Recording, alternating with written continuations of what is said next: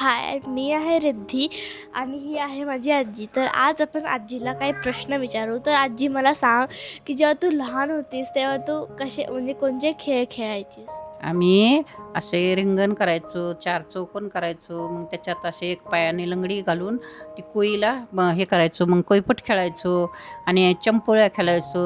चंपोळ्या खेळल्यावर मग ते सगळेजण असे हे करायचो आणि नंतर हे खो खो खेळायचो आणि शाळेचा खेळ आम्ही असं ह्याच्यातच खेळत होतो, ह्याच्यात ग्राउंडमध्ये. अच्छा. हां. हा कोयपट हा शब्द म्हणजे हा खेळ मी पहिल्यांदा ऐकला. कसं खेळतात तू सांगू शकतेस का? ते खडूनी असं रिंगण ओढायचं, चार चार हे करायचं.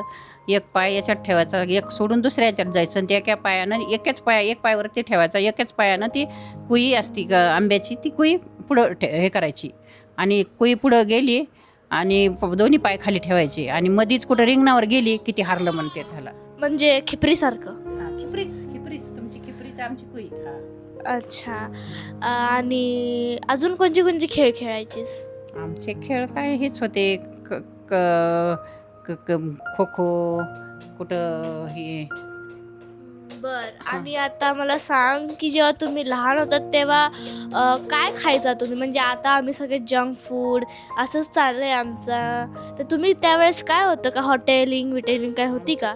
तेव्हा काही नव्हतं. शेतातले गाजरं खायचे, पेरू खायचे, शेतातलं भाजीपाला भरपूर यायचा, ते भाजीपाला खायचो. शेतात जेवढं असेल तेवढं खायचो, फळं खायचो. मग ज्या दिवशी बाजार आहे त्या दिवशीच खायला आणायचे, असं होतं. काय आणायचे खायला जसं की जेव्हा बाजार असतो तेव्हा? टरबूज आणायचे, चिवडा आणायचे.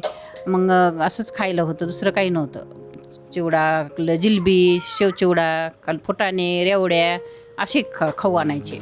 अच्छा. आणि जेव्हा तुम्ही आता लहान होतात तेव्हा कसे म्हणजे तुम्हाला कपडे कधी आणायचे? असे म्हणजे कधी म्हणजे कोणत्या फेस्टिवल्सला म्हणजे असं दिवाळीला, दसरा का कधी आणायचे? दीपावलीला आणायचे ना, जेव्हा गरज लागेल तेव्हाच आणायचे. असे एकदम आणून ठेवत नव्हते. जेव्हा कपडे नसतील त्यावेळेसच कपडे घेऊन ठेवत होते. म्हणजे असं म्हणजे कपडे आहेत म्हणजे असं आपल्याला गरज नाही कपड्याची तरी आणू असं होतं का? नव्हती. गरज असली तरच आणायचे. लग्नात आणायचे, सण असला तर आणायचे, असं कोणाचं कार्यक्रम असला तरच आणायचे. लग्न काही असलं. तर तू सांग मला की आता आमच्यासारख्या मुलांना कसं म्हणजे काय करायला पाहिजे कसं म्हणजे? आता सध्या तुम्हाला सगळं भेटतंय. तुम्ही त्याचा फायदा करून घ्यायला पाहिजे. तुम्ही त्याचा जास्त गैरवापर नाही करायला पाहिजे. जेवढं लागेल तेवढंच हे करायला पाहिजे. जास्त बाहेरचं खाणं कमी करायचं आणि घरच्या ह्यालाच जास्त हे द्यायचं, घरच्या खाण्यालाच. हं. आता तुम्ही पण सगळे आजीचं ऐकलंच असेल तर तसं तुम्ही पण करा. आणि मला सगळे आता भरपूर जण प्रिव्हिलेज्ड आहेत. तर तुम्ही पण त्याचा वापर करा आणि हे करा. तर धन्यवाद.